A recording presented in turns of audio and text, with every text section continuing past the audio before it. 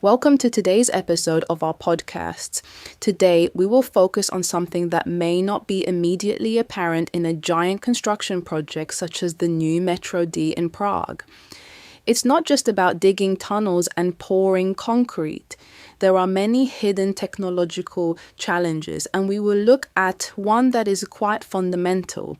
That is ensuring safe fare for people working dozens of meters underground. This is where a team of experts from the Faculty of Electrical Engineering and Computer Science at the Technical University of Ostrava, specifically from the Department of Cybernetics and Biomedical Engineering, comes into play. They helped measure hazardous gases during excavation. Today, we will explore how modern technology contributes to health protection in such extreme conditions. Yes, it's one of the important topics. When tunneling, such as for a subway, the rock is disturbed and various substances can be released from it, toxic, flammable. Reliable monitoring of these substances is therefore essential for the safety of hundreds of people on the construction site. Okay, let's take a closer look at that.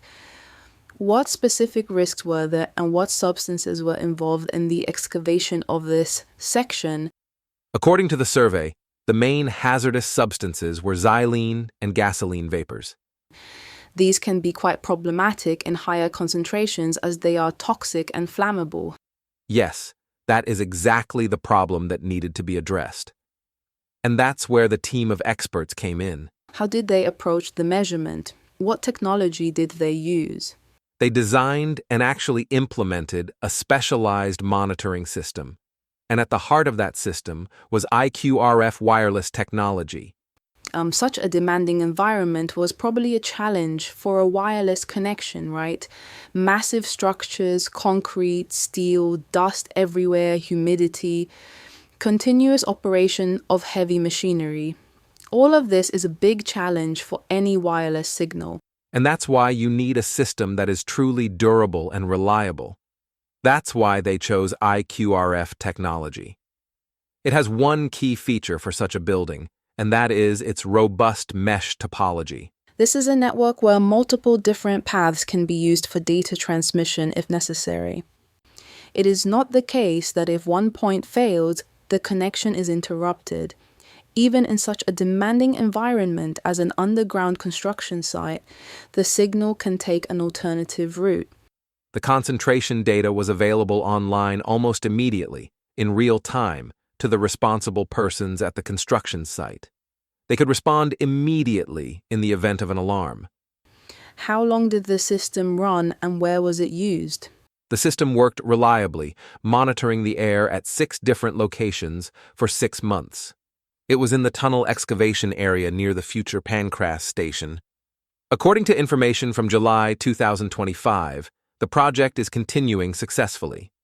In fact, they recently installed additional sensors. Monitoring is expanding as construction progresses. That sounds like a very well thought out solution. In an environment where conditions can change every minute, continuous real-time monitoring is simply essential for prevention.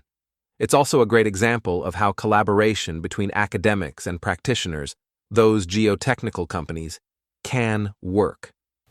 And when we put this in a broader context, what is the general significance of such projects beyond safety? The benefits are really great. Of course, the priority is protecting people's health and property, as well as preventing explosions. But it doesn't end there. By collecting data continuously, we gain a huge amount of information about how gases behave underground during excavation. This data can be analyzed and utilized for much more than just retrospective evaluation. It will help us better understand geology and create models that could, in the future, predict where gas leaks are likely to occur before digging begins. That would be a huge leap forward in planning, safety, and efficiency. It's a great example of how university teams are delivering functional innovations even in the face of complex technical challenges. Thank you for listening. Tune in next time for the next episode of our podcasts.